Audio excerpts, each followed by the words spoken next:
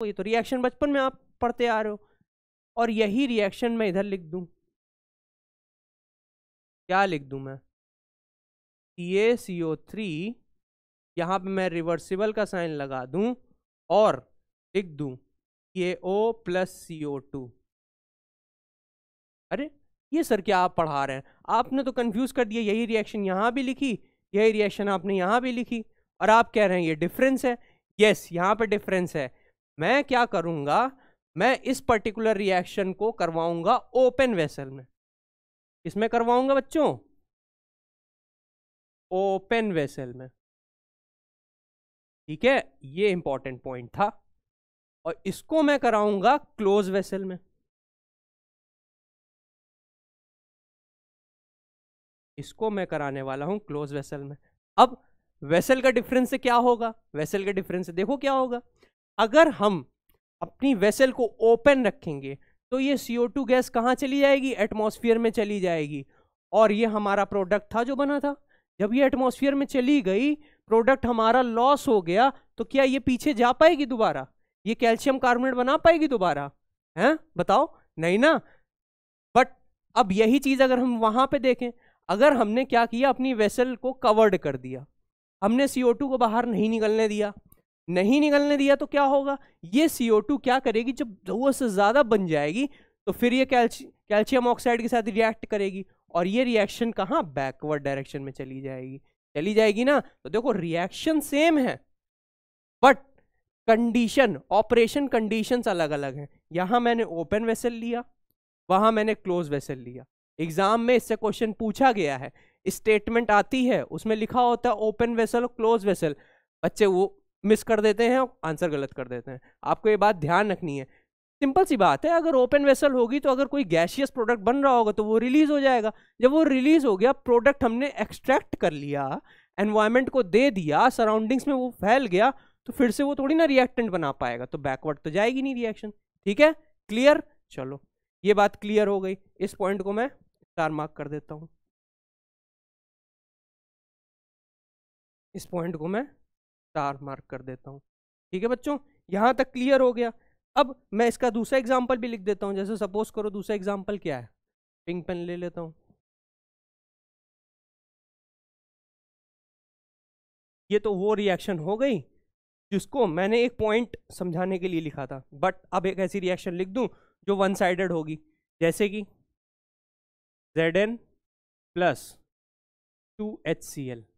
Zinc की reaction किससे करवा रहे हैं, हाइड्रोजन क्लोराइड से करा रहे हैं। हाइड्रोजन क्लोराइड क्या है, हमारा HCl है, तो क्या बनेगा, ZnCl2 zinc chloride plus hydrogen gas release हो जाएगी। ठीक है बच्चों, ये रिएक्शन क्या होगी, ये रिएक्शन होगी इरिवर्सिबल इन नेचर। ठीक है, और रिवर्सिबल की एक ऐसी रिएक्शन है जो कि इतनी इतनी फेमस है, इतनी पॉपुलर है कि मतलब हर बच्चे को पता होती है, कौन सी, yes, ammonia preparation, N2 plus 3H2 reversible 2NH3, है ना, क्लियर हो गया। यहां पे ये तीनों गैसियस प्रोडक्ट है, कोई दिक्कत नहीं, समझ में आ गया। ये मैंने रिवर्सिबल की कैरेक्टरिस्टिक्स बताई, ये इंपॉर्टेंट पॉइंट बताया, और दूसरा एक एग्जांपल बताया। सेम मैंने ये इरिवर्सिबल की कैरेक्टरिस्टिक्स बताई, मैंने इस एक इंपॉर्टेंट पॉइंट बताया, फिर उसके बाद एक रिएक्शन और करवाई। ठीक है, तो यहाँ पे हमारा हमारी दो टाइप की रिएक्शन कंप्लीट होती हैं, एक इरिवर्सिबल, सेकेंड रिवर्सिबल, दोनों की कैरेक्टरिस्टिक्स। अब हम लोग जैसे कि ये मैंने थर्ड पॉइंट में मैंने पढ़ाया, तो इस पर्टिकुलर चैप्टर में हम लोग कौन सी रिएक्शंस पढ़ने वाले हैं, यस, सबसे पहले यही जानना जरूरी है, सबसे बड़ा बेसिक यही क्लियर होना जरूरी है कि जो इक्विलिब्रियम चैप्टर है वो हमारा किस पे अप्लाई होता है, रिवर्सिबल रिएक्शंस में अप्लाई होता है। ठीक है, क्लियर, आज के बाद भूलना नहीं। ठीक, चलो आगे बढ़ते हैं। सर एक केमिकल इक्विलिब्रियम क्या होता है, हाँ यही तो हमारे चैप्टर का नाम था। तो केमिकल इक्विलिब्रियम के लिए मैंने डेफिनेशन देखो पहले से लिख रखी है, द कंडीशन या फिर स्टेज,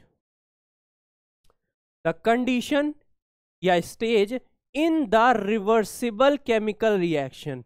ये देखो बच्चों मैंने लिखा है ना, reversible chemical reaction in which no net change in the amounts of reactants and products occur। ठीक है, मतलब इसका कहने का क्या है, मतलब ये कहने का है, ये जो नो नेट लिखा है ना, ये जो नेट वर्ड है ये बहुत इंपॉर्टेंट है। क्या होता है, देखो इक्वेशन होती है, हमारे पास रिएक्शन लिखी होती है, मैं रिएक्शन लिखता हूं, जैसे सपोज करो हमारे पास रिएक्शन आर है, सबसे सिंपल मैं आर को रिएक्टेंट कंसिडर करता हूं, ठीक है, और ये हमारा प्रोडक्ट बना रहा है, ठीक, ये एक सिंपल रिवर्सिबल रिएक्शन है, ठीक।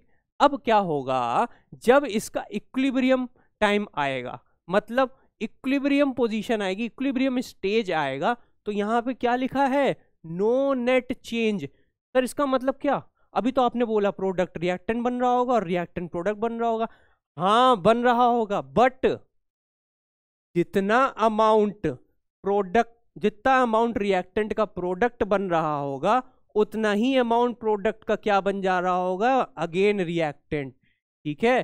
तो क्या हुआ, यहां पे नो नेट चेंज हुआ, मतलब जितना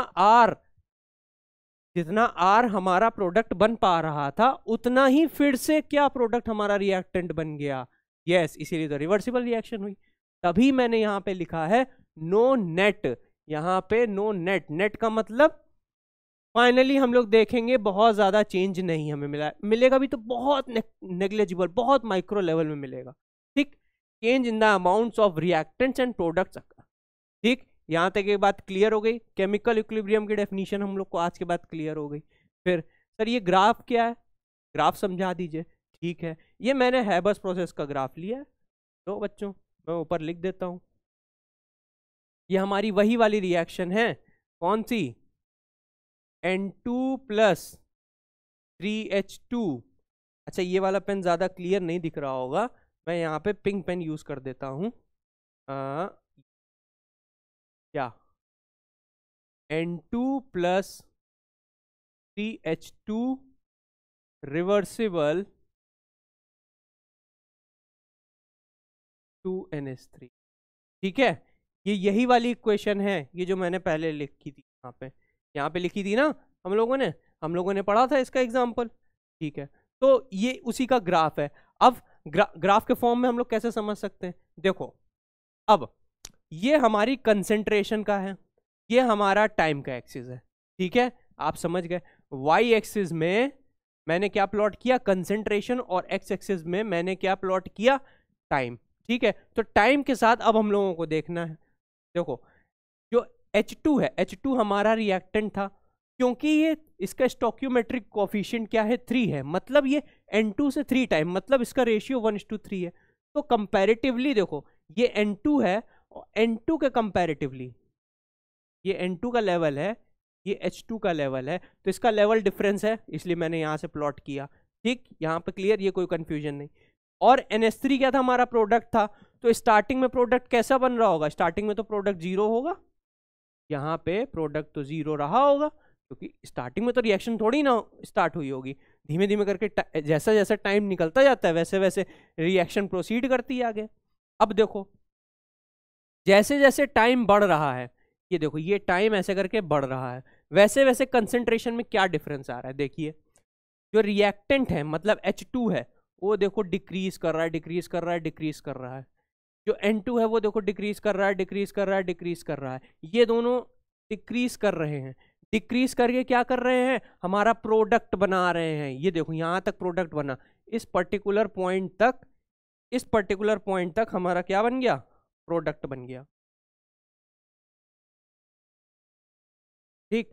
अब उसके बाद क्या होगा सर, देखो ये यहां तक क्या किया, रिएक्ट किया, ये यहां तक रिएक्ट किया, इतना इतना खत्म हुआ, ठीक। अब इस पर्टिकुलर लाइन के बाद, मतलब ये पर्टिकुलर जो टाइम है, सपोज करो ये टाइम T1 है, टाइम T1 के बाद क्या हो गया, इक्विलिब्रियम अटेन कर रहे हैं। अब इक्विलिब्रियम अटेन करने का मतलब क्या है, तुम देख सकते हो H2, NH3 और N2 ये तीनों इक्विलिब्रियम में है। सर इक्विलिब्रियम का मतलब देखो टाइम के साथ इनकी कंसेंट्रेशन अब चेंज नहीं हो रही है, चेंज नहीं हो रही मतलब क्या हो गया, इस पर्टिकुलर T1 टाइम के बाद इक्विलिब्रियम अचीव हो चुका है बच्चों। हाँ, इक्विलिब्रियम अचीव हो गया है, तभी तो देखो कंसंट्रेशन ऊपर नीचे नहीं जा रही है। इसका मतलब क्या है, जितना NH3 बन रहा है उतना क्या कर दे रहा है, वो N2 और H2 बना दे रहा है, और N2 H2 जितना बचा है वो क्या बना दे रहा है, NH3 बना दे रहा है। जस्ट लाइक दिस, मतलब जितना रिएक्टेंट इक्विलिब्रियम पोजीशन में एक्स्ट्रा है वो प्रोडक्ट बना दे रहा है, और जितना प्रोडक्ट एक्स्ट्रा बनता है वो रिएक्टेंट बना देता है। ये हमारा प्रोसेस कंप्लीट हो जाता है।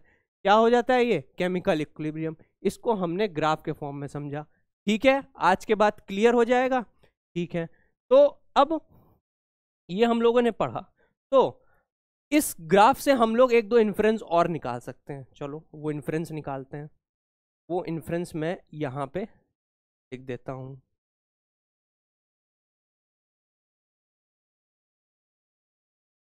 पर्टिकुलर बॉक्स के अंदर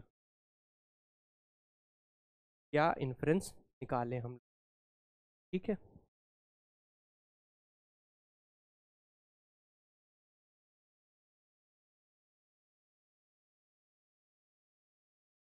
क्या इन्फ्रेंस हम लोगों ने निकाले। ठीक सर, फर्स्ट इन्फ्रेंस क्या हुआ, इन्फ्रेंस का मतलब कंक्लूजन होता है। ठीक है, फर्स्ट कंक्लूजन क्या हुआ, फर्स्ट कंक्लूजन ये हुआ एट इक्विलिब्रियम, ये देखो ये इक्विलिब्रियम पॉइंट में क्या हो गया, reaction is balanced, reaction is balanced.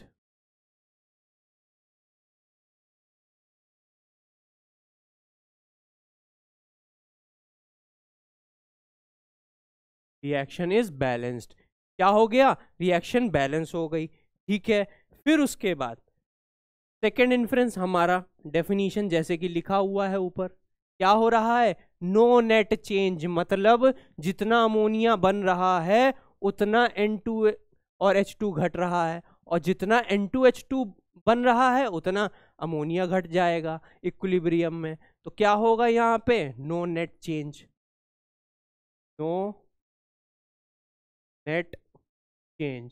ये थ्योरेटिकल पार्ट है, इससे पता है कभी कभी MSQ टाइप के क्वेश्चंस आ सकते हैं।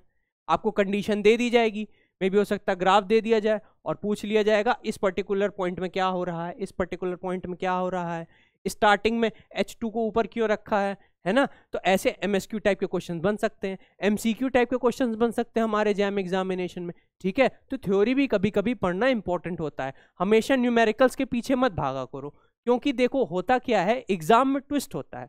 कभी आप न्यूमेरिकल्स पढ़ के गए तो थ्योरी पूछ ली, थ्योरी पढ़ के गए तो न्यूमेरिकल्स पूछ लिया।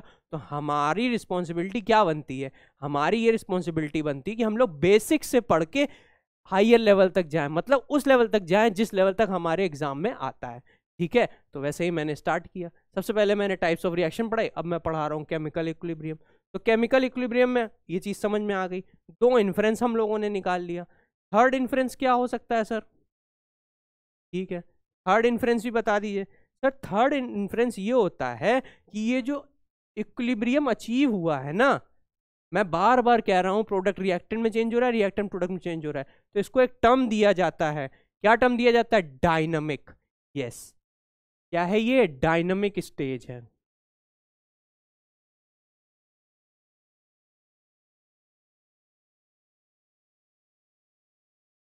क्या है, डायनामिक स्टेज है।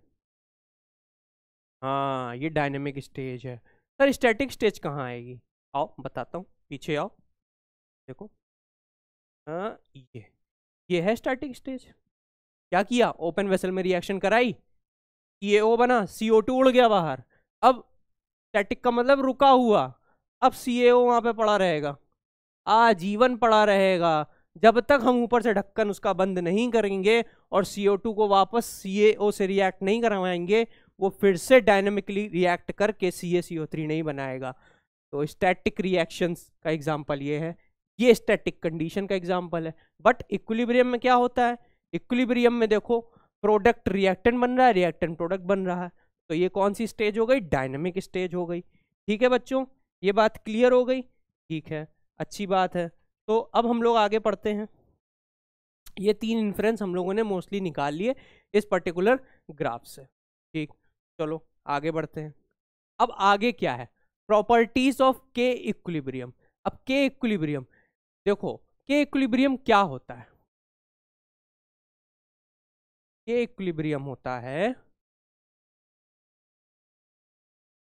के इक्विलिब्रियम हमारा होता है, के इक्विलिब्रियम हमारा होता है equilibrium constant. K equilibrium equals to equilibrium constant. इसकी हम लोग कुछ प्रॉपर्टीज पढ़ेंगे जो हमारे एग्जाम पॉइंट ऑफ व्यू से इंपॉर्टेंट है। देखो, केमिकल काइनेटिक्स में हम लोग रेट कांस्टेंट वगैरह पढ़ते हैं, यहाँ पे भी हम लोग अभी पढ़ेंगे स्पेसिफिक रेट और रेट कांस्टेंट।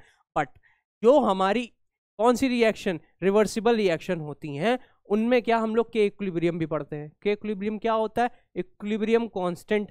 ठीक है, यहाँ तक क्लियर हो गया। अब कुछ इसकी प्रॉपर्टीज होती हैं, ठीक है, वो प्रॉपर्टीज हम लोग फटाक से सीख लेते हैं तो हमारे एग्जाम पॉइंट ऑफ व्यू से काम आएगी।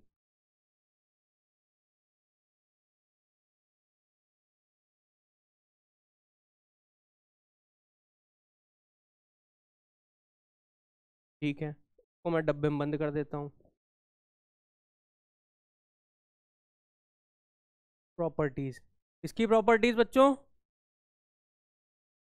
इक्विलिब्रियम कांस्टेंट की। ठीक है, तो इक्विलिब्रियम कांस्टेंट की पहली जो प्रॉपर्टी होगी वो हम लोग पढ़ने जा रहे हैं। तो जैसे पहली प्रॉपर्टी में हम लोग क्या पढ़ेंगे? हम लोग पहली प्रॉपर्टी में पढ़ेंगे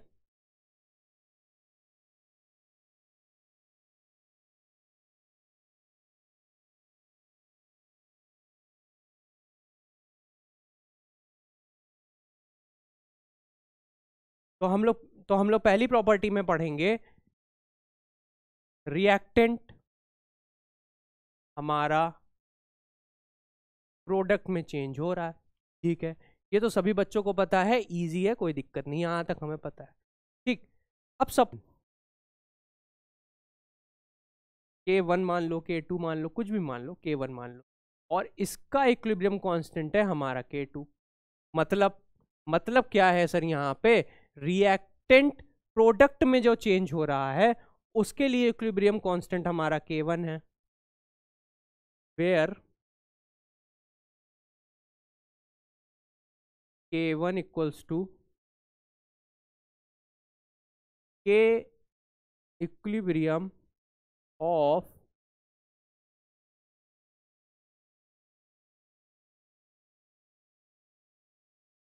फॉरवर्ड रिएक्शन। ठीक है, and K2 equals to K equilibrium of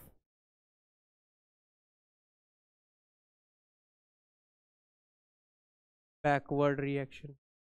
ठीक है बच्चों, ये बात क्लियर हो गई। तो प्रॉपर्टी पहली क्या कहती है कि अगर K1 की वैल्यू सपोज करो कुछ भी है, 1 2 3 4 किसी की पावर में, कोई दिक्कत नहीं, तो K2 की वैल्यू क्या होगी?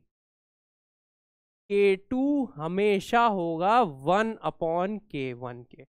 ये हमारी प्रॉपर्टी है जो कि काफी इंपॉर्टेंट है। ठीक है, ये जो प्रॉपर्टी है काफी इंपॉर्टेंट है कि क्या हो रहा है यहाँ पे ये हमें बताया जा रहा है कि जो फॉरवर्ड का इक्विलिब्रियम कांस्टेंट है और जो बैकवर्ड का इक्विलिब्रियम कांस्टेंट है वो आपस में क्या है? रिवर्सिबल हैं। मतलब अगर वो K1 होगा तो K2 की वैल्यू क्या होगी? 1/K1 होगी। इसका हम लोग यूज करेंगे आगे, न्यूमेरिकल में यूज होता है, एग्जाम में आता है, तो हम लोग पढ़ रहे हैं यहाँ पे। तो पहली प्रॉपर्टी ये हो गई। ठीक है सर, सेकेंड प्रॉपर्टी क्या है? सेकेंड प्रॉपर्टी आती है, यहीं से आएगी, बट वो आएगी थोड़ी हाई लेवल, जैसे consecutive reaction. Sir consecutive reactions क्या होती हैं? ठीक है, जिनमें एक से ज्यादा अभी आपको देखने को मिलेंगे। मतलब ए फॉर्म कर रहा है बी, बी फॉर्म कर रहा है सी, और सी फॉर्म कर रहा है क्या? डी। ठीक है, इसके सबके अलग अलग क्या होंगे? इक्विलिब्रियम कांस्टेंट होंगे। ठीक है, K1 K2 K3।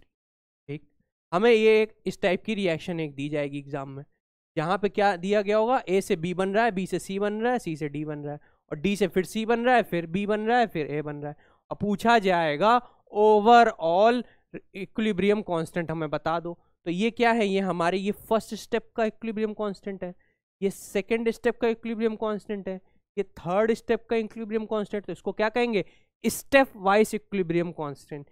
ठीक है, तो K1 K2 K3 क्या है यहाँ पे, देखो मैं लिख भी देता हूं, आप लोग नोट कर लो। Where where K1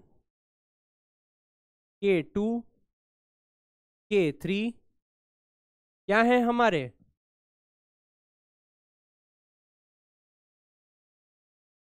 step wise equilibrium, क्या है, स्टेप वाइज इक्विलिब्रियम कांस्टेंट। ठीक है, यहां तक क्लियर हो गया।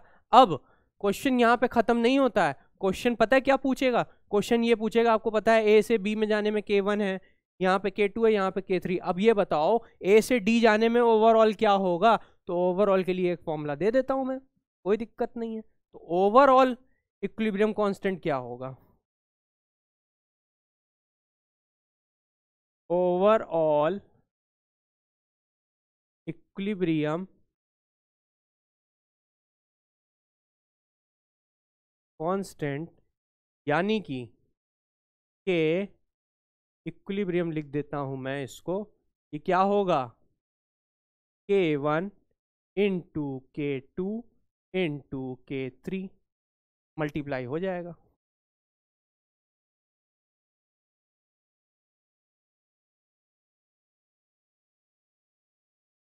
ठीक बच्चों, ये चीज़ क्लियर हो गई, देखो मैंने इसको डब्बे में बंद कर दिया। तो इस पर्टिकुलर सिचुएशन में मैंने क्या समझाया कि किसी भी कॉन्सिक्यूटिव रिएक्शन के लिए, कॉन्सिक्यूटिव मतलब जिसमें एक से ज्यादा प्रोडक्ट बन रहे हो और एक से ज्यादा रिएक्टेंट बन रहे हो, एक से ज्यादा स्टेप्स इन्वॉल्व हो, वो कॉन्सिक्यूटिव रिएक्शंस होती हैं। तो ए में से बी बन रहा, बी से सी से डी, और इसका K1 K2 K3 हमारे स्टेप वाइज इक्विलिब्रियम कांस्टेंट थे। तो अगर ओवरऑल इक्विलिब्रियम कांस्टेंट पूछा जाए, ठीक है, कि इक्विलिब्रियम ओवरऑल पूछा जाए, तो क्या हो जाएगा, K1 into K2 into K3। किसके लिए, ये किसके लिए था, फॉरवर्ड रिएक्शन के लिए, जब पूछा जाए ए से डी जाने में ओवरऑल क्या होगा, तो ये किसके लिए हो गया, ए से डी जाने में। ये किसके लिए हो गया, जब हमारी रिएक्शन ए से डी जा रही है। अब सर फटाक से बता दीजिए, डी से ए जाएगी तो क्या होगा, बिल्कुल ठीक है, रिवर्स करो, रिवर्स करो, मतलब क्या हो जाएगा यहाँ पे, जो अभी मैंने ऊपर बताया, 1/K1 1/K2 1/K3। तो अगर डी से ए जाने का पूछेगा तो क्या करेंगे, हम इन तीनों को मल्टीप्लाई कर देंगे। मतलब इसको मैं दूसरे पेन से लिख देता हूं, इसको मैं दूसरे पेन से लिख देता हूं, क्या कह रहा है, overall equilibrium constant equals to K equilibrium, यहाँ पे मैं डैश लगा देता हूं, और ऊपर वाले में ऐसे ही रहने देता हूँ, नीचे वाले में डैश लगा देता हूँ। क्या होगा यहाँ पे, 1/K1 into 1/K2 into 1/K3। Yes, हम लोगों को पता चल गया कि ऐसी कौन सी कंडीशन है जो यहाँ पे लग रही है।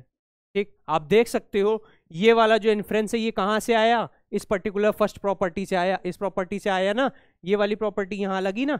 तो देखो हम लोगों ने पहले ये पढ़ा, फिर ये पढ़ा, और इसको आपस में कोरिलेट कर लिया, हम लोग समझ गए, ये दो प्रॉपर्टी हम लोग समझ गए। ठीक है, थर्ड प्रॉपर्टी क्या होगी, थर्ड प्रॉपर्टी जो होगी वो हमें डायरेक्ट न्यूमेरिकल सॉल्व करने में हेल्प करती है। ठीक है, 1 2 और यहाँ पे ये 3, थर्ड प्रॉपर्टी। सपोज करो अगर दो रिएक्शन आपस में ऐड कर रहे हैं, ठीक है, जैसे कि सर एग्जाम्पल के थ्रू बताइए, ऐसे तो हम लोग को नहीं समझ में आता है। A plus B gives C plus D. मैं रिएक्टेंट्स और प्रोडक्ट्स ले नहीं रहा हूँ, केमिकल के फॉर्म में नहीं ले रहा हूँ, मैं एक जनरल इक्वेशन लिखता हूँ, ठीक है। सेकेंड इक्वेशन मैंने ले ली, P plus Q gives R plus S, ठीक है। अब मैं एक ही साइड के दूंगा, जैसे सपोज करिए अब हमारे पास यहाँ पे K1 दिया गया है, यहाँ पे K2 दिया गया है, और हमें पूछा गया है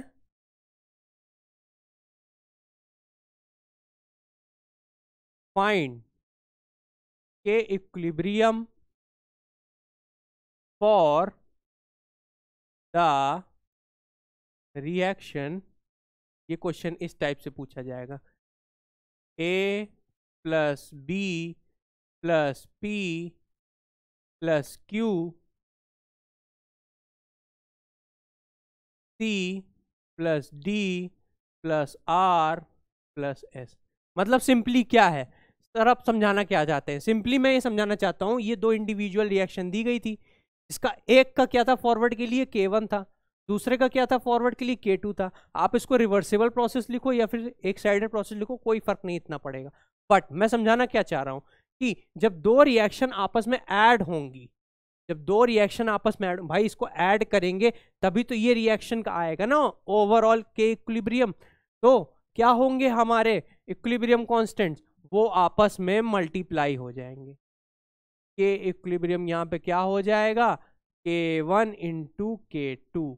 यस, जब हम लोग रिएक्शन ऐड करेंगे तो जो हमारे K हैं वो क्या हो जाएंगे, आपस में मल्टीप्लाई हो जाएंगे, और ये काफी ज्यादा इंपॉर्टेंट प्रॉपर्टी है। ठीक, यहां तक क्लियर हो गया, खत्म। अब ये थर्ड हो गई, फोर्थ प्रॉपर्टी क्या है सर? फोर्थ प्रॉपर्टी पढ़ा दीजिए। ठीक है, लो बच्चों पढ़ लो फोर्थ प्रॉपर्टी भी। फोर्थ प्रॉपर्टी क्या कहती है हमारी? फोर्थ प्रॉपर्टी हमारी ये कहती है, जैसे सपोज करो A B, ये सिंपल सी एक रिएक्शन है, A हमारा रिएक्टेंट है, B हमारा प्रोडक्ट है। एट पर्टिकुलर टाइम के बाद B ज्यादा बन गया होगा तो वो वापस बैक मार देगा, जब बैक आ जाएगा तो A हमारे पास फिर से बन जाएगा, ठीक है। तो ये हमारी रिवर्सिबल रिएक्शन हो जाएगी, किसमें? हमारी इक्विलिब्रियम कंडीशन में। अब यहाँ पे सपोज करो कुछ K रहा होगा, कोई दिक्कत नहीं है, K रहा होगा।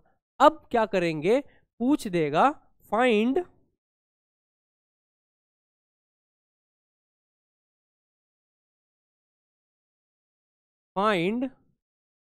K। अच्छा, K मैं यहाँ पे लिख रहा हूं तो ये K इक्विलिब्रियम है, ठीक है, बच्चे कंफ्यूज ना हो जाएं, ये कुछ और K मतलब कुछ और नहीं है। K का मतलब सिर्फ यहाँ पे K इक्विलिब्रियम से है, K find K equilibrium for the reaction. अब एक रिएक्शन फिर से दे देगा, वो कैसे दे देगा? अब की बार वो स्टोइकियोमेट्रिक कोफिशिएंट चेंज कर देगा। कैसे चेंज करेगा? वो कर देगा, वो लिख देगा N A gives B। तो अगर रिएक्शन में n का मल्टीप्लाई हो रहा हो, मतलब n का मतलब 1 2 3 कुछ भी हो सकता है, आपने देखा ना पीछे N2 + 3H2, तो n के कितने स्टोइकियोमेट्रिक कोफिशिएंट था 1, लेकिन h के केस में क्या था स्टोइकियोमेट्रिक कोफिशिएंट 3। तो उसका इफेक्ट के इक्विलिब्रियम में कैसे पड़ेगा? उसका ऐसे पड़ेगा, अगर ये k डैश है तो पता है ये कहाँ चला जाएगा, ये चला जाएगा पावर में, के इक्विलिब्रियम की पावर n हो जाएगी, किसके इक्वल? के डैश के इक्वल। ठीक है, ये बात क्लियर? हाँ सर क्लियर।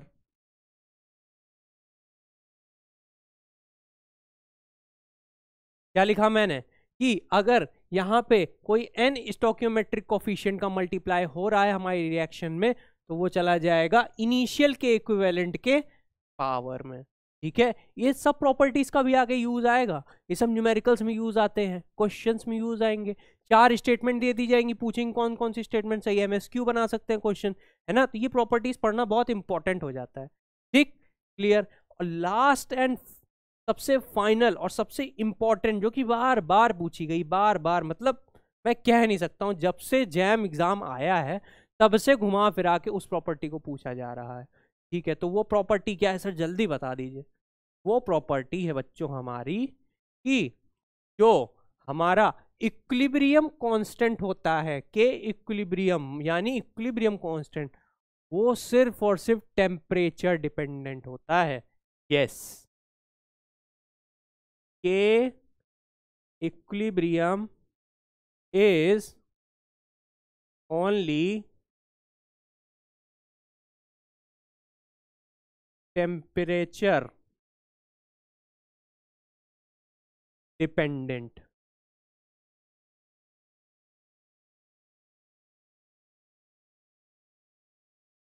यस, मतलब क्या है, मतलब ये है कि रिएक्शन की कोई भी कंडीशन हम चेंज कर दें, इक्विलिब्रियम कांस्टेंट जो है वो शिफ्ट नहीं होगा, वो एक पर्टिकुलर टाइम बाद ही अचीव करेगी रिएक्शन, चाहे कोई भी हो रिएक्शन।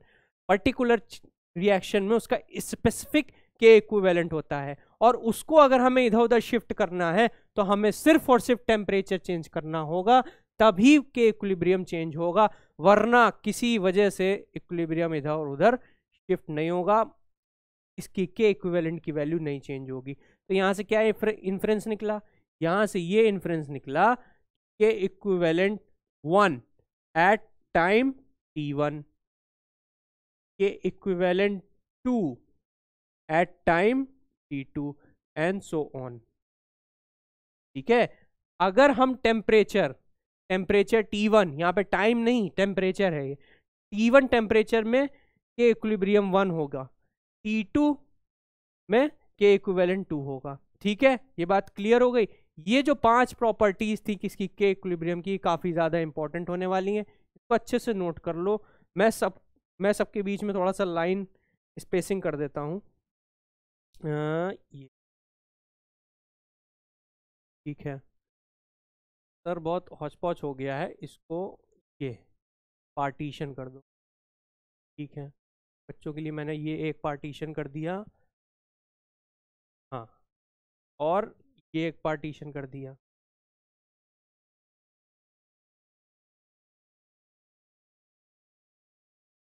ठीक, एक ये प्रॉपर्टी, एक ये प्रॉपर्टी, इधर क्या है, इधर एक ये प्रॉपर्टी है।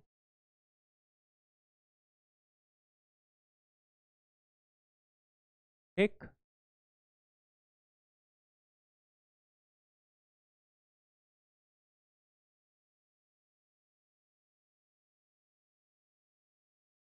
क्लियर, समझ में आ रहा है ना, ये प्रॉपर्टी अलग है, और लास्टली ये प्रॉपर्टी, एक प्रॉपर्टी है बिल्कुल अलग।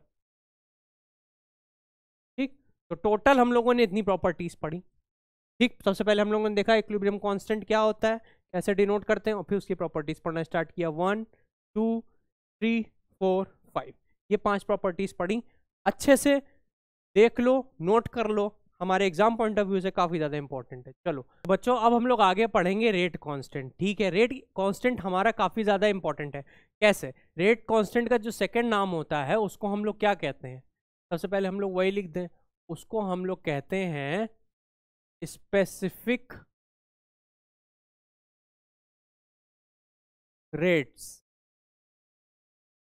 ठीक है, स्पेसिफिक रेट्स के नाम से जाना जाता है। ठीक है, स्पेसिफिक रेट्स हमारा 2 टाइप से हम लोग स्टडी करेंगे। ठीक, फर्स्ट टाइप, सेकेंड टाइप। ठीक है, first type, when concentration is taken, जब हमने क्या ले रखा है, जब हमने कंसेंट्रेशन ले रखा हो। ठीक है सर, यहां तक क्लियर हो गया। और सेकंड क्या होगा, when pressure is taken. Second हमारे पास क्या heading I, when pressure is taken. अभी तक आप लोगों को आइडिया मिल गया होगा मैं किन टर्म्स की बात कर रहा हूं। हो गया होगा ना।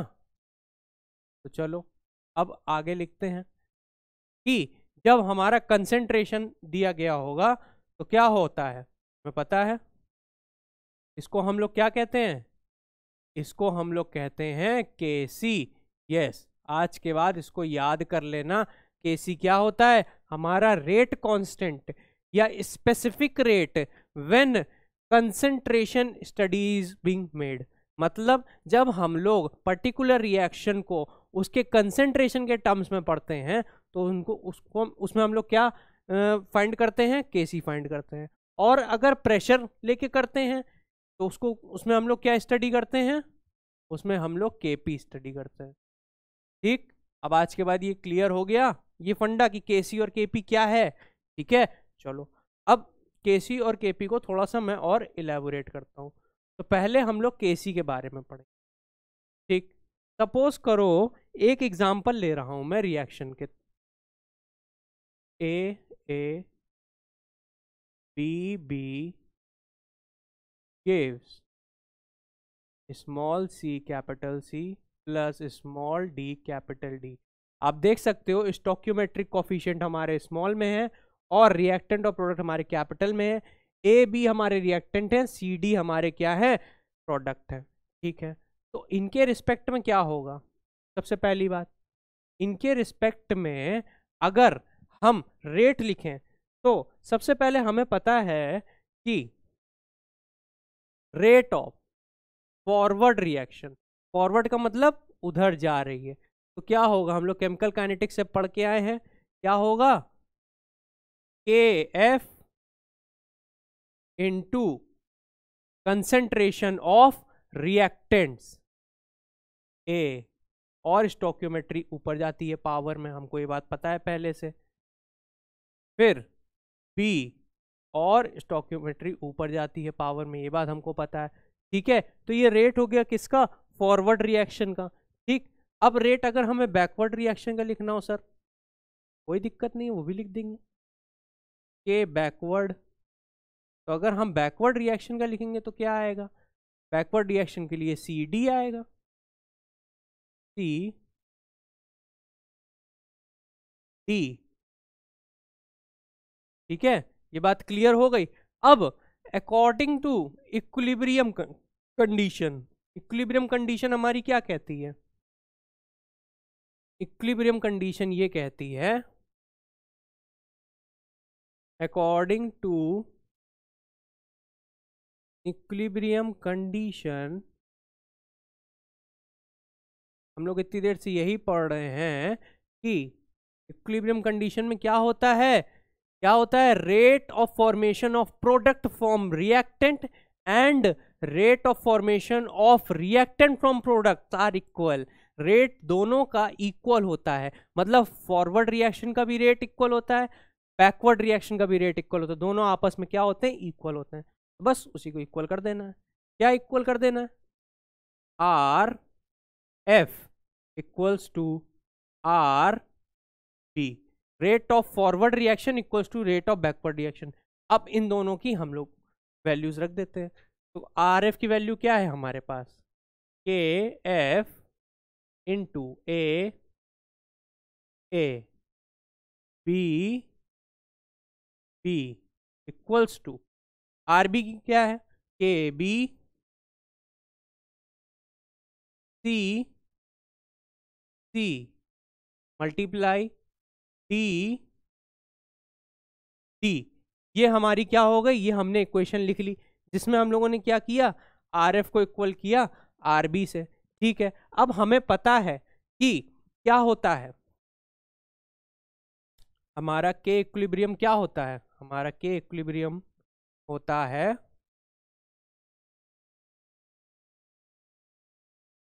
के इक्विलिब्रियम, के इक्विलिब्रियम हमारा होता है के एफ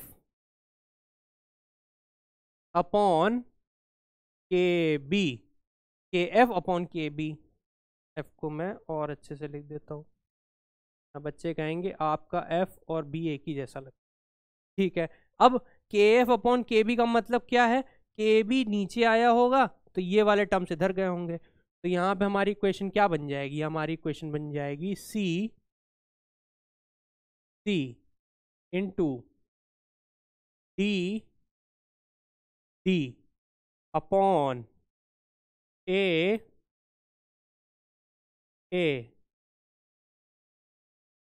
बी ये हमारी इक्वेशन बन जाएगी। क्या बन गई, K equilibrium equals to rate of forward upon K forward upon K backward equals to, मतलब ये रेट कॉन्स्टेंट्स हैं, इक्वल्स टू सी की कंसेंट्रेशन इंटू डी की कंसेंट्रेशन, मतलब प्रोडक्ट की कंसेंट्रेशन अपॉन रिएक्टेंस की concentration raise to the power their stoichiometric coefficient. ठीक है, ये क्लियर हो गया। तो हमारे लिए ये काफ़ी ज़्यादा इंपॉर्टेंट है, तो मैं डब्बे में बंद कर देता हूँ। जो जो इंपॉर्टेंट होता है मैं डब्बे में बंद कर देता हूँ, ताकि बच्चों के दिमाग से स्लिप ना हो जाए, क्योंकि अगर एग्ज़ाम टाइम में ये याद नहीं आया तो मेरा पढ़ाना तो बेकार और आपका पढ़ना बेकार, इसलिए इसको डब्बे में रखना बहुत इंपॉर्टेंट है। ठीक है, तो हम लोगों ने देखा कि जो हमारा के इक्विलिब्रियम, और हम लोग क्या पढ़ रहे थे, केसी पढ़ रहे थे, तो यहाँ पे इस पर्टिकुलर, यहाँ पे इसको हम लोग और क्या बोल सकते हैं, के सी, यस, और हमारे पास आ गया के सी। ये जो होता है ये के सी होता है, के सी इक्वल्स टू के एफ अपॉन के बी इक्वल्स टू ये। ठीक, यहाँ तक क्लियर हो गया। अब हम लोग बात करेंगे जब हम लोग प्रेशर लेके रखे हों। ठीक है, प्रेशर आपको यहाँ पे देखो क्लियर तो हो गया होगा ना, कि ये हमारा हो गया के सी व्हेन हमारे कंसेंट्रेशन इज टेकन, के एफ क्या है, rate constant of forward reaction, और के बी क्या है, rate constant of backward reaction. ठीक है, तो ये चीज़ हमें क्लियर हो गई कि के सी हमारा के एफ अपॉन के बी होता है। ठीक है, अब हम लोग क्या देखेंगे, अब हम लोग प्रेशर के टर्म्स में देखेंगे, कोई दिक्कत नहीं है, प्रेशर के टर्म्स में, पार्शियल प्रेशर के टर्म्स में हम लोग देख लेंगे। पार्शियल प्रेशर के टर्म्स में क्या इक्वेशन आएगी, ब्लू पेन यूज किया है। ठीक है, तो हमारा पी ए जो होगा वो हम लोग क्या कंसिडर कर लेंगे यहाँ पे, पी ए। ठीक है, मतलब ए की पार्शियल प्रेशर हम लोग क्या पी ए कंसिडर कर लेंगे। ठीक है, बी का क्या कंसिडर कर लेंगे, पी बी, ऐसे ही सी का क्या कंसिडर कर लेंगे, पी सी, और डी का क्या हो जाएगा, P D.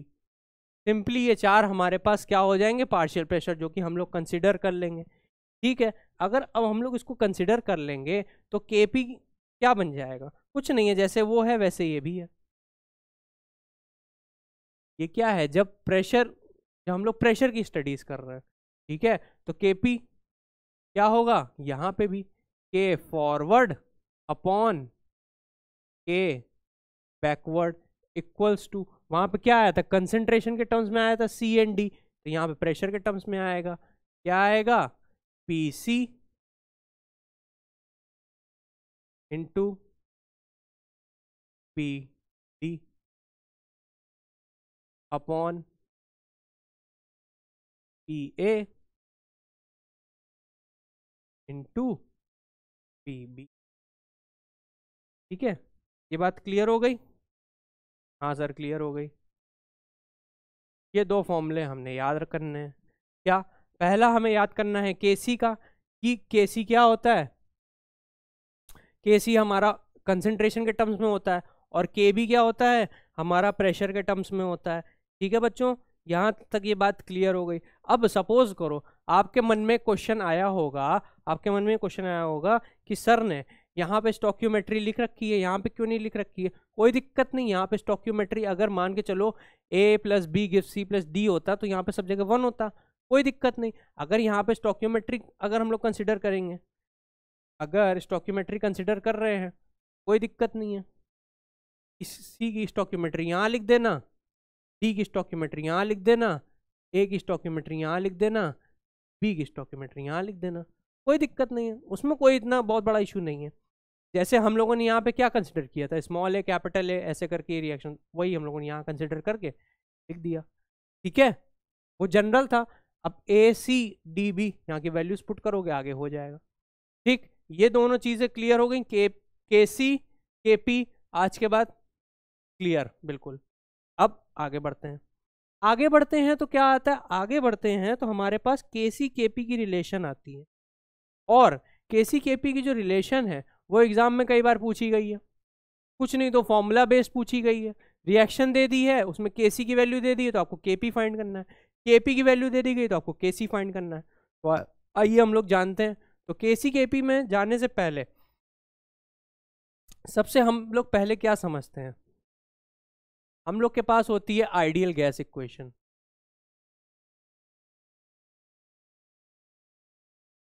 Ideal gas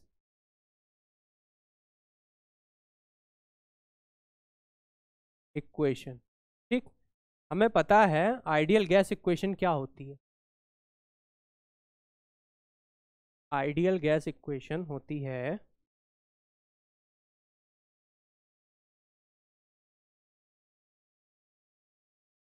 PV is equals to NRT। ये बात हमको पता है, PV इक्वल्स टू NRT होती है ना बच्चों, ठीक है। कोई मैं डब्बे में बंद कर देता हूँ। PV इक्वल्स टू NRT होती है, where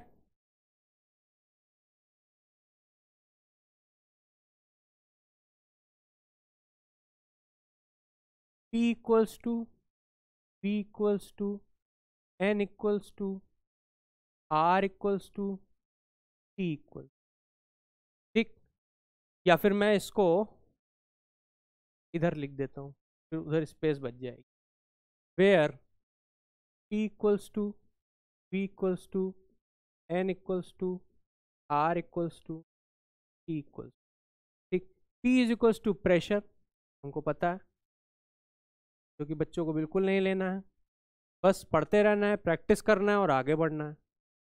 V is equals to volume, क्योंकि बच्चों को अपनी वॉल्यूम बढ़ानी है, अपनी कैपेसिटी बढ़ानी है पढ़ने की, रोज रोज नए नए PYQ सॉल्व करने की अपनी वॉल्यूम बढ़ानी है, ठीक। तो वही वाला वॉल्यूम है।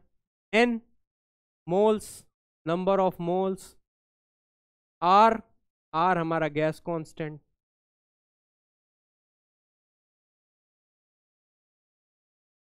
और T टेम्परेचर।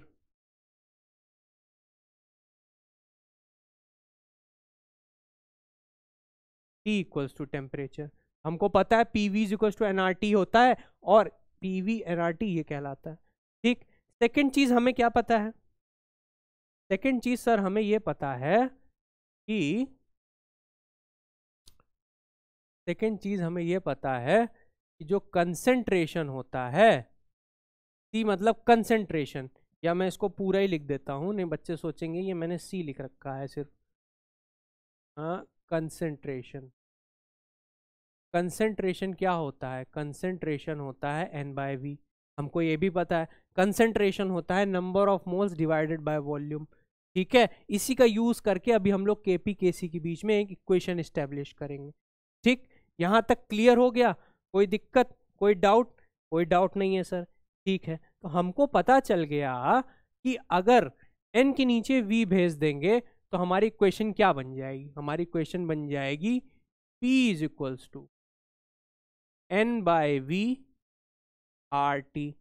सिंपल ये क्वेश्चन बन जाएगी ना। और N/V की जगह मैं क्या लिखूंगा, कंसेंट्रेशन।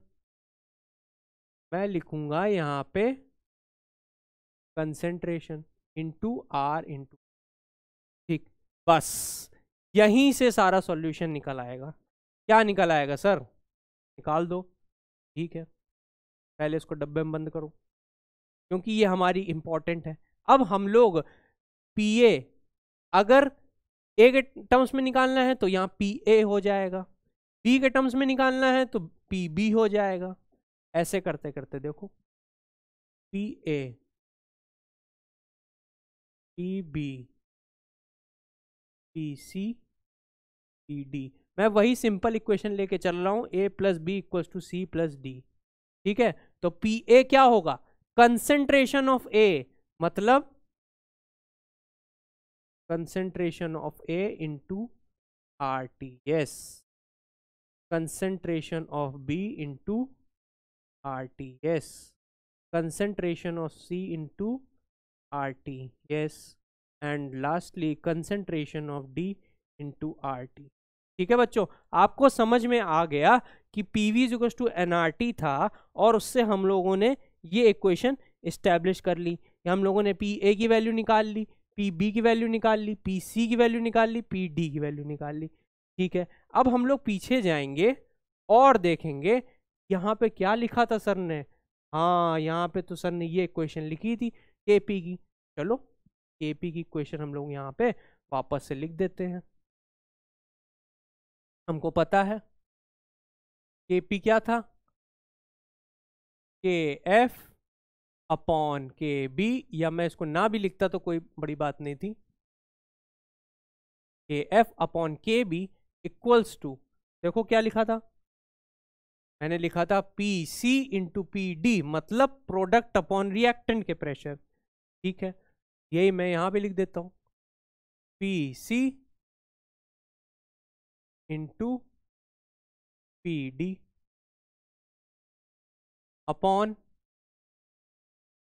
PA इंटू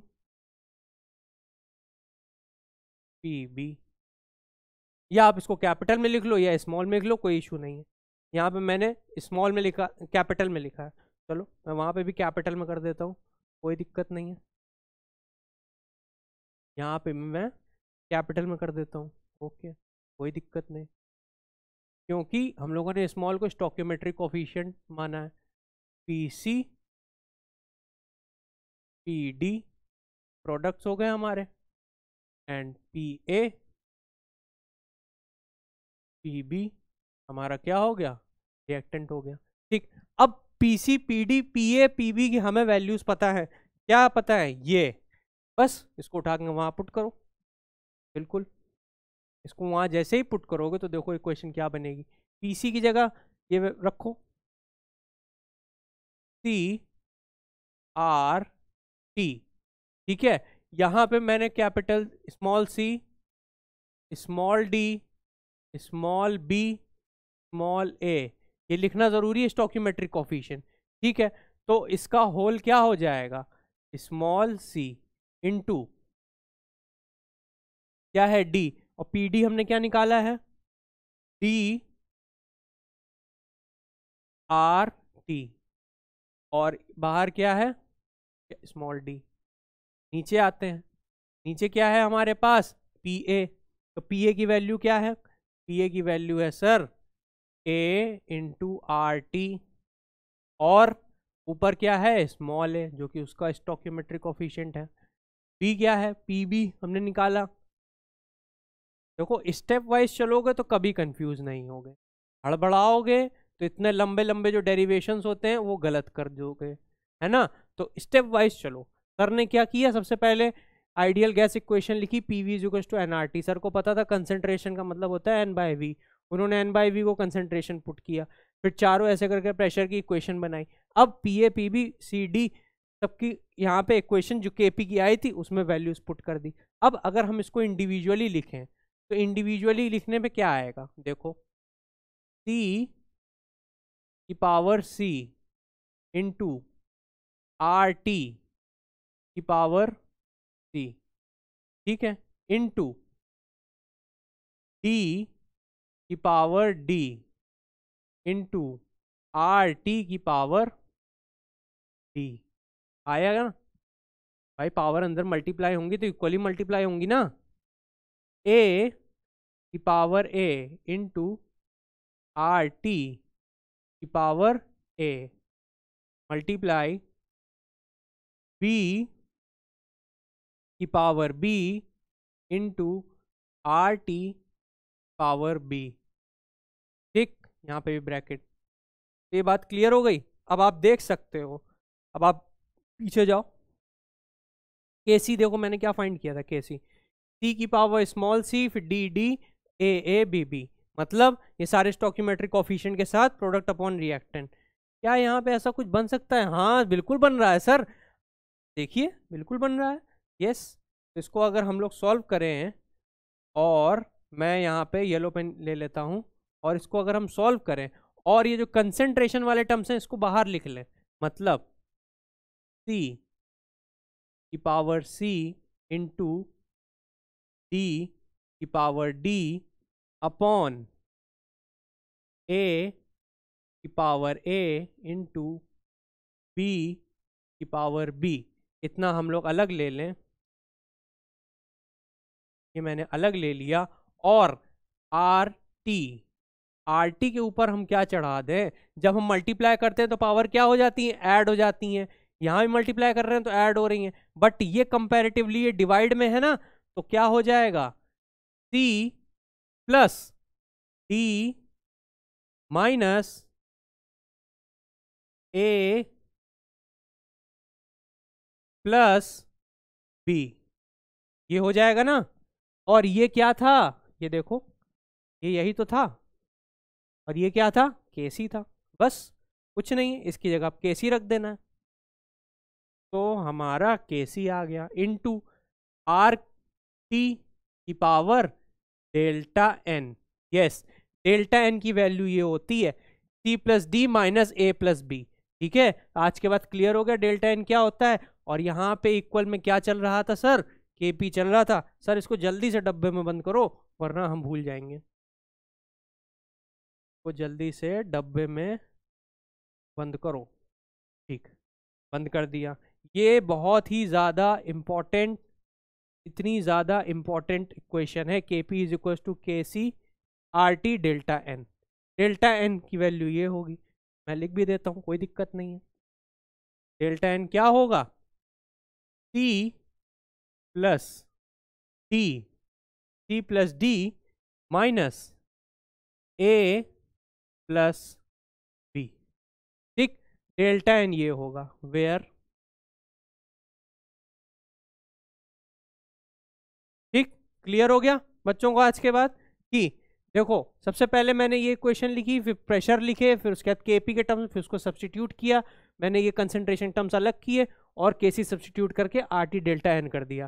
ठीक है, क्लियर यहाँ तक। KP is equal to K C R T delta N होता है, यही हमारी इक्वेशन होती है, केपी और केसी के बीच का यही रिलेशन होता है। ठीक है बच्चों, यहाँ तक क्लियर हो गया। तो अब हम लोग आगे पढ़ेंगे रिएक्शन कोशेंट के बारे में।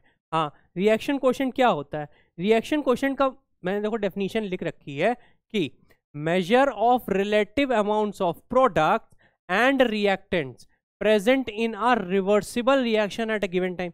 सबसे पहले तो अंडरलाइन करने वाली बात यह है कि क्या है ये रिवर्सिबल रिएक्शन। पूरा चैप्टर रिवर्सिबल रिएक्शन में डील करता है पहली बार। फिर उसके बाद क्या कह रहा है, फिर से देखो पढ़ो, measure of relative amounts of product.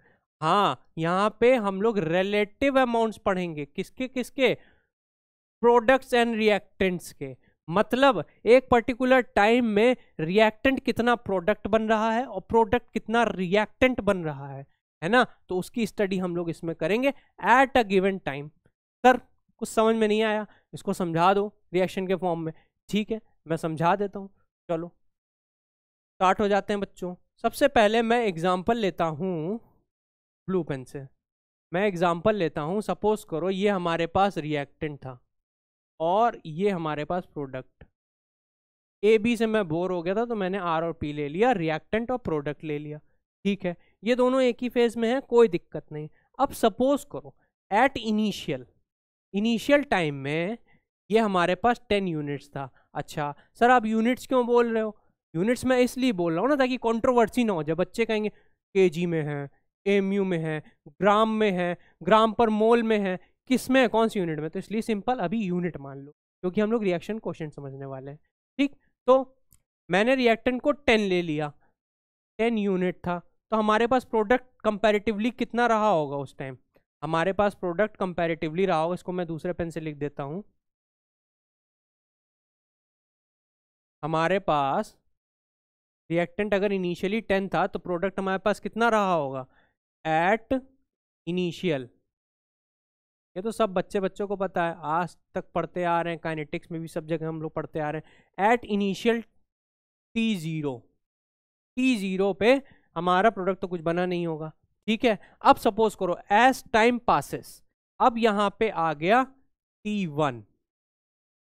ठीक, तो क्या सपोज करो यहां पे 9 यूनिट्स बची, मतलब 1 यूनिट खर्च हो गई।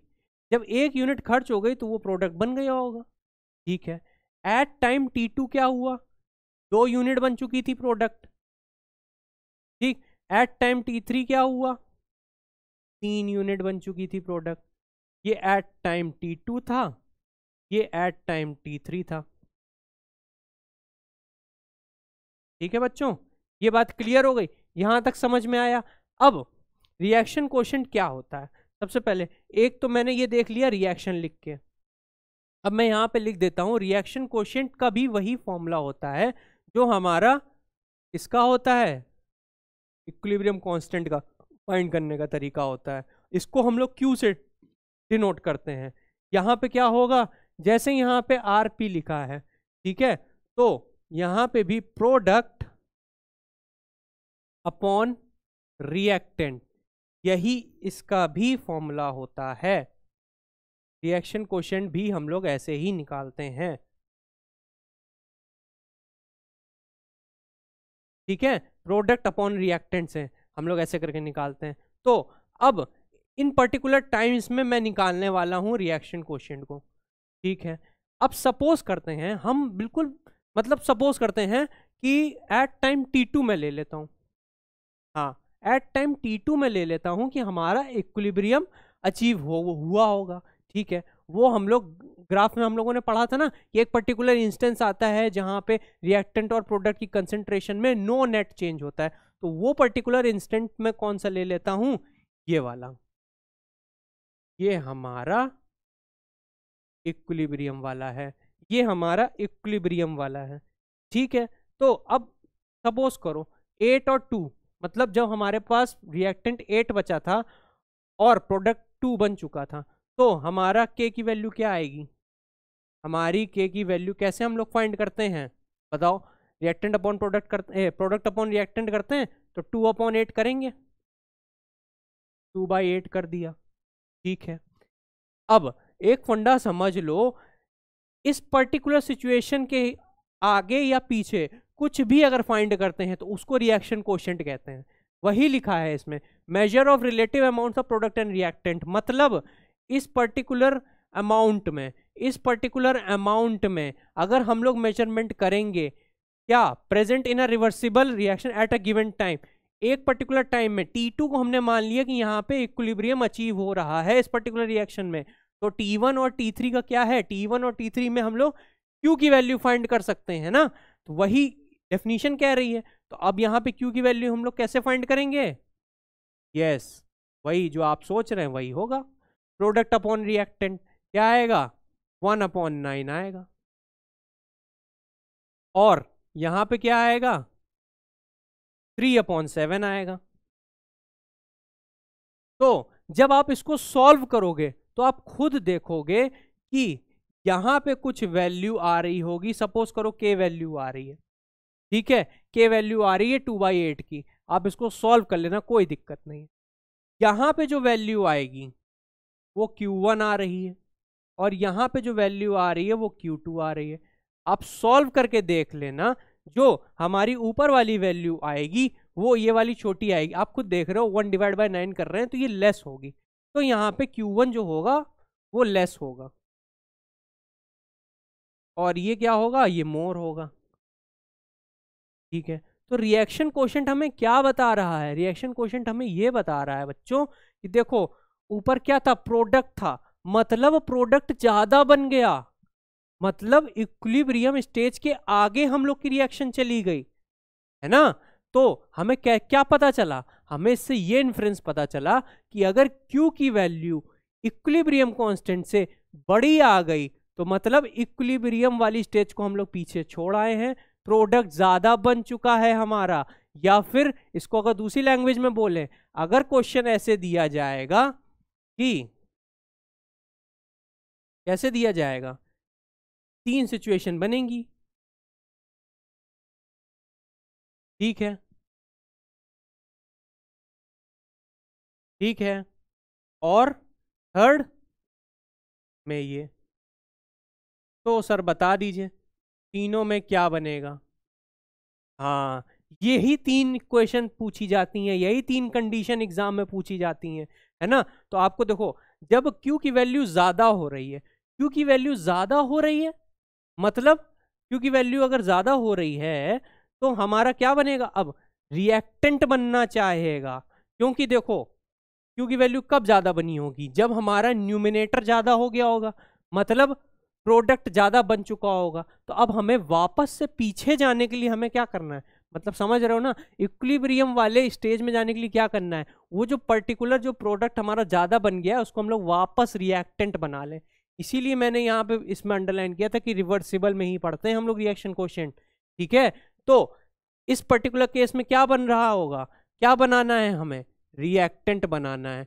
अगर हम लोग रिएक्टेंट बना देंगे तो क्या हो जाएगा, क्या हो जाएगा, हमारी इक्विलिब्रियम स्टेट वापस से क्या अचीव हो जाएगी, अगर Q की वैल्यू K से ज्यादा हो गई। ठीक है, यहां तक क्लियर।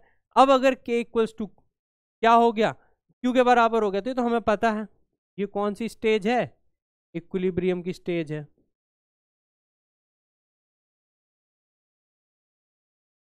ये तो हम लोगों को पता है, बचपन से पता है।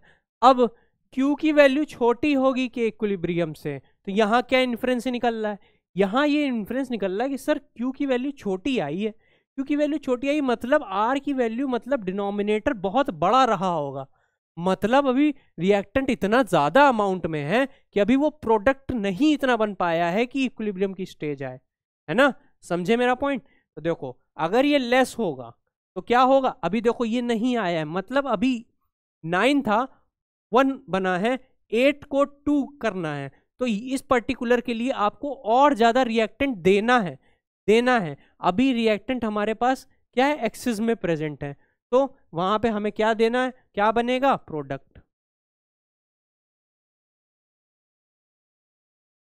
ठीक है बच्चों, ये बात समझ गए, कुछ नहीं है, आपको वैल्यूज दी जाएंगी वहां पे, आपको के इक्विलिब्रियम की वैल्यू दे दी जाएगी, पावर में होती बड़ी बड़ी, माइनस की पावर में, नेगेटिव की पावर में दी जाती, 10 टू द पावर माइनस ये माइनस ये। फिर उसके बाद आपको क्या करना होता है, रिएक्शन क्वोशिएंट निकालना होता है एट पर्टिकुलर टाइम में। ठीक है, फिर आप एट पर्टिकुलर टाइम में निकाल लोगे, फिर दोनों को कंपेयर कर लो।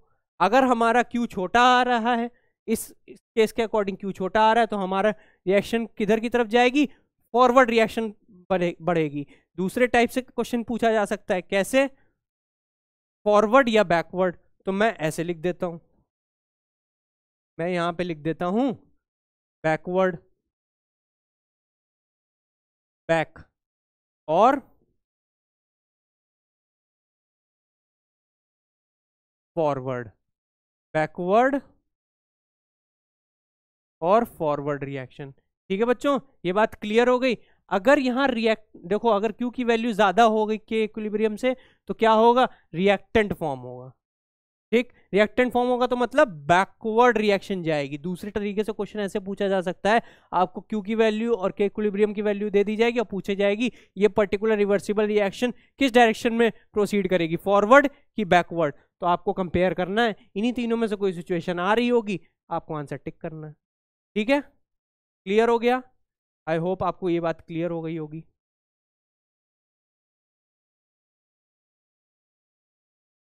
ठीक है, मैंने इसको भी डब्बे में बंद कर दिया, ये भी हमारा काफ़ी इंपॉर्टेंट पार्ट था जो कि हम लोगों ने कवर कर लिया।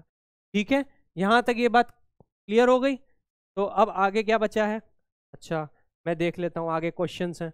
तो हम लोगों ने सबसे पहले क्या पढ़ा, हम लोगों ने पढ़ा दो तरीके की रिएक्शन एग्जिस्ट करती हैं, रिवर्सिबल, नॉन रिवर्सिबल या इरिवर्सिबल। ठीक, फिर उसके बाद हम लोगों ने पढ़ा क्या, केमिकल इक्विलिब्रियम, केमिकल इक्विलिब्रियम की डेफिनेशन पढ़ी, उसको ग्राफिकल अप्रोच देखी क्या है, उसको हम लोगों ने इन्फ्रेंस निकाला कि रिएक्शन के क्या क्या हमारे पास इंपॉर्टेंस है, नेचर में क्यों एग्जिस्ट करती है।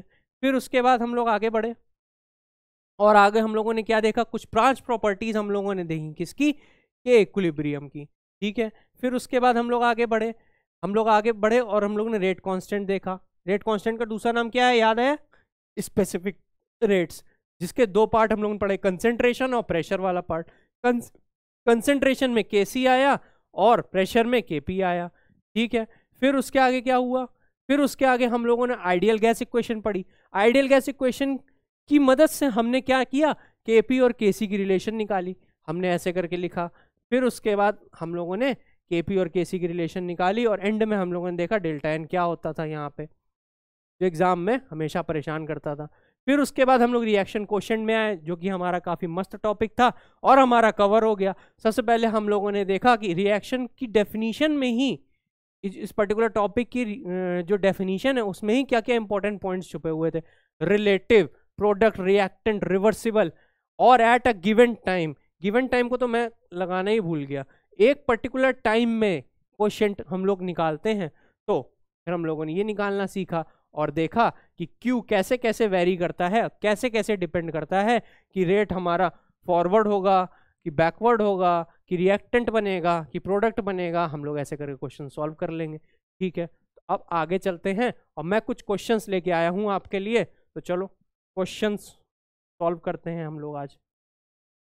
पहला क्वेश्चन, ये क्वेश्चन है जैम का। ये क्वेश्चन है जैम का, जैम का PYQ।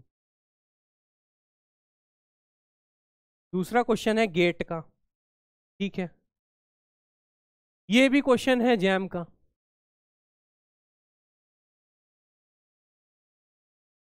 और ये क्वेश्चन है CSIR नेट का।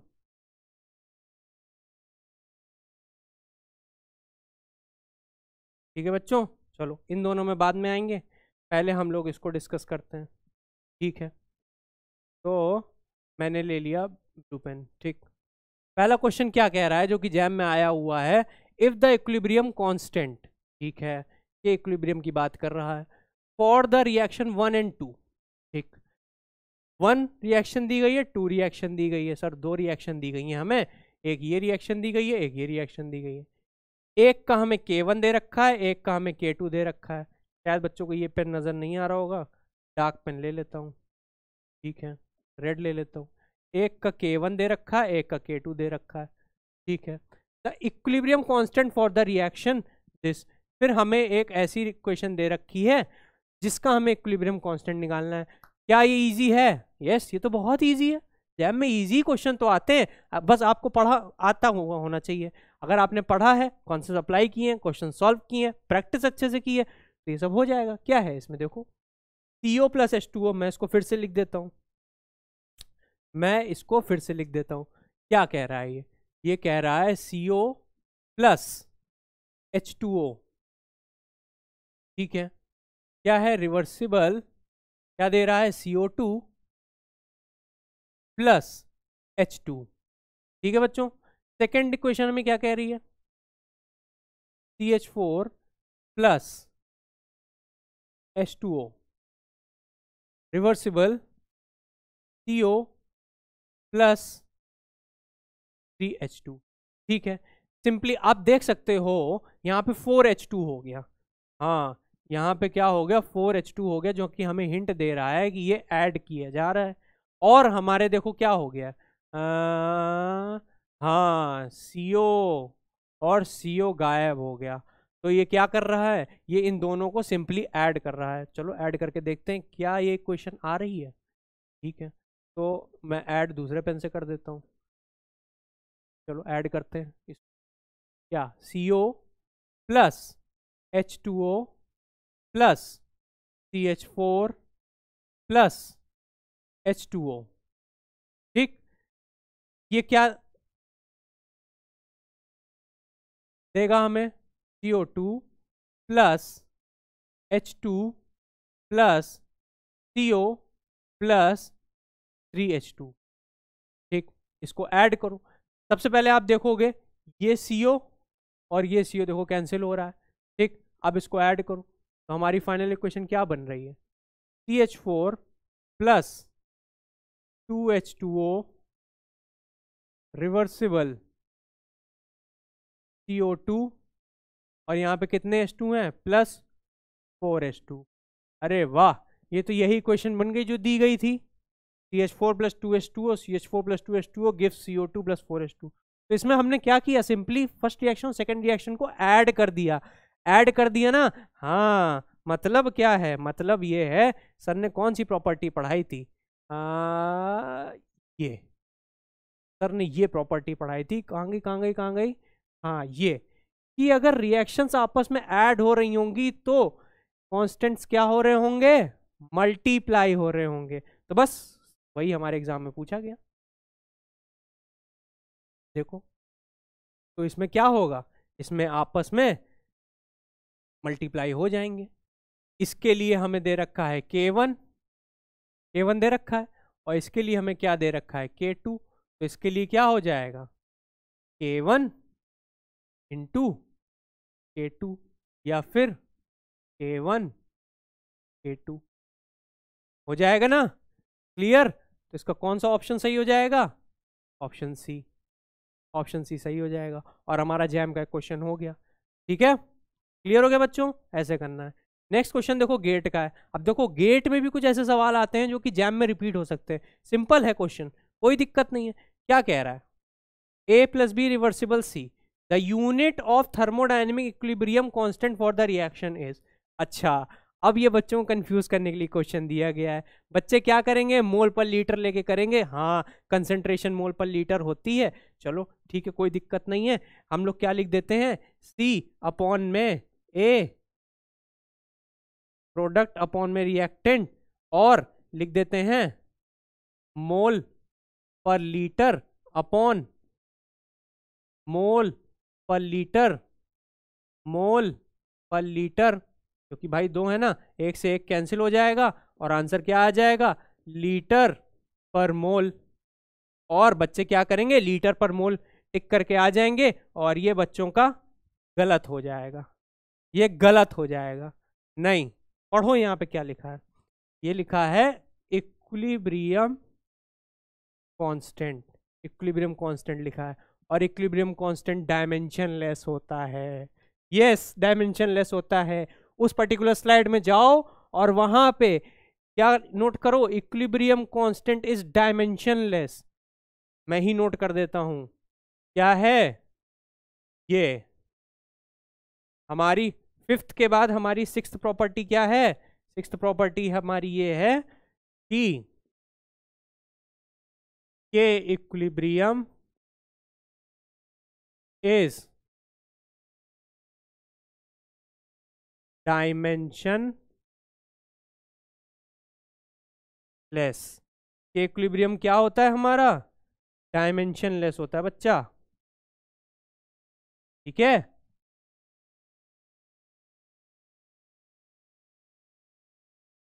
क्लियर यहां तक, ये देखो मैंने यहां पे भी नोट कर दिया। चलो वापस से पहुंचते हैं अपने क्वेश्चन के पास। तो इसका आंसर क्या हो जाएगा, इसका आंसर हो जाएगा बच्चों डायमेंशन, नो यूनिट, कोई यूनिट नहीं होती। अगर आप ऐसे करते सिंपली क्या हो जाता, आप ये लगा देते, क्या लगा देते, लीटर पर मोल लगा देते, ऐसे सॉल्व करके गलत हो जाता, और आप नेगेटिव लेके आते। ठीक है, वहां पे डायमेंशनलेस याद रखना। बहुत बढ़िया क्वेश्चन लेके आऊं, कॉन्सेप्ट बिल्कुल रिवाइज हो जाएगा। यही दो क्वेश्चन से पूरा का पूरा कॉन्सेप्ट हिल के रह गया होगा आप लोगों का। अरे सर ने अभी ये पढ़ाया था, ये देखो दोनों में नया कॉन्सेप्ट, एक कॉन्सेप्ट मैंने प्रॉपर्टी बताई, उसको मैंने अप्लाई करवाया क्वेश्चन के थ्रू। सेकेंड प्रॉपर्टी मैंने वहां नहीं बताई थी, वहां मैं छुपा ले गया, तो मैंने क्वेश्चन के फॉर्म में उसको इंट्रोड्यूस कर दिया कि देखिए डायमेंशनलेस प्रॉपर्टी होती है। ठीक है, याद रखना, नोट कर लो अपनी अपनी कॉपी में। नेक्स्ट, नेक्स्ट क्या है, नेक्स्ट क्वेश्चन भी जैम में आया हुआ, कहता है for the reaction H2 gas plus I2 gas gives 2HI, the equilibrium constant Kp changes with. हाँ, ये भी देखो आ गया प्रॉपर्टी से। यस, देखो इसमें क्या कह रहा है, टोटल प्रेशर के साथ चेंज होगा, the amount of H2 I2 के साथ चेंज होगा, कैटलिस्ट के साथ चेंज होगा, या टेम्परेचर के साथ। अरे ये क्वेश्चन जो है हमें बेवकूफ बना रहा है, हमें पता है क्या है, ये इक्विलिब्रियम कांस्टेंट है, और इक्विलिब्रियम कांस्टेंट क्या होता है, सिर्फ और सिर्फ टेम्परेचर डिपेंडेंट होता है। तो हमारा आंसर क्या हो जाएगा, टेम्परेचर। हम ये पढ़ के आए हैं, फिफ्थ प्रॉपर्टी मैंने वहां पे लिखा था साइड में, देखो याद है ना, ये के equilibrium is only temperature dependent. T1 में के इक्विलिब्रियम 1, T2 में के इक्विलिब्रियम 2। ठीक है, क्लियर, चलो ये भी क्लियर हो गया, आगे बढ़ते हैं। नेक्स्ट क्वेश्चन क्या मांग रहा है हम लोगों से? नेक्स्ट क्वेश्चन कह रहा है the relationship between the equilibrium constant K1 for reaction. ठीक है, इसके लिए K1 हमारा दिया गया है and the equilibrium constant K2 for the reaction. इसके लिए K1 दिया गया, इसके लिए K2 दिया गया। ठीक है, मैं यहाँ पे लिख देता हूँ, इसके लिए K1 दिया गया है, इसके लिए K2 दिया गया है, इसके लिए K2 दिया गया है। ठीक, चलो। अच्छा, तो इसमें रिएक्शन, अच्छा इसमें, हाँ ये देखो इसने घुमा के पूछा है। इसने इस बार क्या किया, पहले क्वेश्चन में क्या किया था, दो रिएक्शन दी थी, उनको ऐड करा दिया था और पूछ लिया था वो वाली आपको प्रॉपर्टी आती है कि नहीं। यहाँ पे क्या किया है, यहाँ पे वो कह रहा है कि देखो CO plus half O2 gives CO2। चलो मैं इस रिएक्शन को यहाँ लिख देता हूँ। क्या मांग रही है ये रिएक्शन? ये रिएक्शन कह रही है CO plus half O2 reversible gives CO2। ठीक है, दूसरी सही लिखी है, हाँ दूसरी रिएक्शन क्या कह रही है, 2CO plus O2 reversible CO2। ठीक ठीक, दूसरी रिएक्शन हमें ये कह रही है। हाँ ठीक है, मेरे ख्याल से यहाँ पे भी 2 होना चाहिए, यहाँ पे थोड़ा सा मिसप्रिंट है शायद। चलो कोई नहीं बच्चों, मैं यहाँ पे 2 कर देता हूँ, 2CO2। इसमें 2 का मल्टीप्लाई किया तो 2CO2। ठीक, बिल्कुल सही। तो अब देखो सर क्या कर रहे थे, भूल जाओ 2 मिनट के लिए, यहाँ समझो, कॉन्सेप्ट समझना इंपॉर्टेंट है, सर को तो आता ही है, तुमको भी आना चाहिए। अगर हम इसमें 2 का मल्टीप्लाई कर दें, अगर हम इसमें 2 का मल्टीप्लाई कर दें तो क्या आएगा, क्या ये वाली इक्वेशन आ जाएगी? बिल्कुल आ जाएगी सर। 2CO से मल्टीप्लाई होगा, हाफ 2 से मल्टीप्लाई होगा, यहाँ पे तो है ही है, तो हमारी यही इक्वेशन आ जाएगी ना, 2CO plus O2 gives 2CO2 आ जाएगी। तो क्या हुआ यहाँ पे, फिर मैंने ब्लू ले लिया क्या? अच्छा, रेड लेना था। क्या होगा यहाँ पे बच्चों के हिसाब से, यहाँ पे K1 में 2 का मल्टीप्लाई हुआ तो K2 की वैल्यू 2 इंटू K1 आ जानी चाहिए थी, लेकिन ऐसा तो नहीं है। क्या कह रहा है ये, इसके लिए K1 दिया गया था और इसके लिए क्या दिया गया था, K2 दिया गया था। तो अगर K1 में, K1 का अगर हम लोग डबल कर रहे हैं, मतलब रिएक्शन को डबल कर रहे हैं, मतलब यही रिएक्शन थी, इसमें एक और रिएक्शन लाके ऐड कर ले रहे हैं, या फिर इसमें 2 का मल्टीप्लाई लिखो, या फिर सिंपली अगर इसको हम ऐसे लिखें तो ये भी तो लिख सकते हैं। क्या लिख सकते हैं, CO plus half O2 reversible CO2।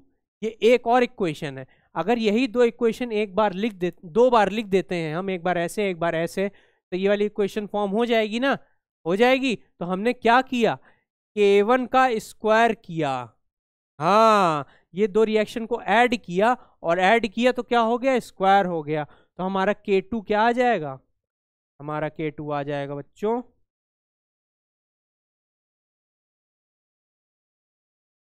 K2 क्या आ जाएगा, K1 का स्क्वायर।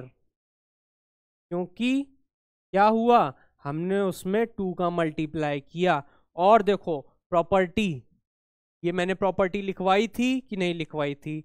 अगर नहीं लिखवाई थी तो अभी लिखवा दूंगा कि देखो, अच्छा मैंने प्लस वाली लिखवाई थी, नहीं ये लिखवाई तो है, हाँ कि देखो अगर n स्टोक्योमेट्री से अगर हम लोग मल्टीप्लाई कर रहे हैं तो वो n स्टोक्योमेट्री कहाँ जाएगी, पावर में जाएगी। ठीक है, तो पावर में चली गई इस क्वेश्चन में। तो कुल मिला के प्रॉपर्टीज से क्वेश्चन आ रहे हैं और आते रहेंगे, इस बार एग्जाम में भी आएगा एक क्वेश्चन, फिर क्या होगा और आप लोग कर लोगे। तो देखो यही हुआ, क्या हुआ, उसमें देखो 2 का मल्टीप्लाई कर रहे थे K1 वाली इक्वेशन में, तो 2 का मल्टीप्लाई कर रहे थे, तो यहाँ पे K2 की वैल्यू जो होगी वो इसके बराबर हो रही होगी, है ना? समझ में आ गया? चलो, तो इसके हिसाब से क्या आंसर हो जाना चाहिए, K2 इक्वल्स टू K1 का स्क्वायर। इसका answer K2 equals to K1 का स्क्वायर। ठीक है, ये क्वेश्चन भी सॉल्व हो गया। तो इसी के साथ आज हमारा चैप्टर केमिकल इक्विलिब्रियम कंप्लीट होता है और मैं आपको विश्वास दिलाता हूं कि इसके बाहर से कुछ नहीं आने वाला आपके IIT जैम एग्जामिनेशन में। तो आप लोग जाइए अच्छे से इस चैप्टर को रिवाइज करिए, इसके रिगार्डिंग सारे के सारे PYQ सॉल्व करिए, कुछ गेट के PYQs ले लीजिए, कुछ CSIR नेट के PYQs ले लीजिए और सारे के सारे IIT जैम के PYQ सॉल्व कर लीजिए, सारी DPP सॉल्व कर लीजिए। तो देखिए इससे होगा क्या, देखिए मेरे पीछे लिखा है practice, keep practicing and stay motivated. तो प्रैक्टिस करना बहुत इंपॉर्टेंट है। आप लोग पढ़ के चले जाएंगे, एक दिन बाद आपने पढ़ा, फिर कल आपने दूसरा चैप्टर पढ़ा, फिर तीसरा चैप्टर पढ़ा, तो आप ये वाला चैप्टर फिर भूल जाएंगे। तो आपको क्या करना है, आपको प्रैक्टिस करते रहना है। आपको इस पर्टिकुलर चैप्टर के क्वेश्चन डेली एक दो उठा लिए, कर लिए, मॉक पेपर सॉल्व किए तो उसमें एक दो इन्वॉल्व कर लिए, करते हो ना, तो वो प्रैक्टिस करते रहो, क्योंकि वो एट द एंड एग्जाम के एक दो दिन पहले तक आपको बिल्कुल भी स्ट्रेस नहीं देगी। अगर आपने अभी से प्रैक्टिस करना स्टार्ट नहीं किया तो आपको लास्ट में बहुत ज़्यादा स्ट्रेस होने वाला है। अरे मैं अपने वो कॉन्सेप्ट भूला जा रहा हूँ, अरे मैं अपना वो कॉन्सेप्ट भूला जा रहा हूँ। तो उसी कॉन्सेप्ट आप ना भूलो और आप मोटिवेटेड फील करो। ये देखो मैंने लिखा है स्टे मोटिवेटेड, मोटिवेटेड फील करो। इसलिए आज से ही जाओ और प्रैक्टिस स्टार्ट करो, सारे क्वेश्चन की प्रैक्टिस करो, ठीक है, बढ़िया से। आई होप आप लोगों को आज का लेक्चर मज़ा आया होगा, पढ़ के आप लोग रिलेट कर पाए होंगे और आपके अपकमिंग एग्जामिनेशन में सारे के सारे क्वेश्चन इस चैप्टर के रिगार्डिंग आप सॉल्व कर पा रहे होंगे। तो आज का लेक्चर देखने के लिए धन्यवाद और thank you so much for watching. पढ़ते रहिए।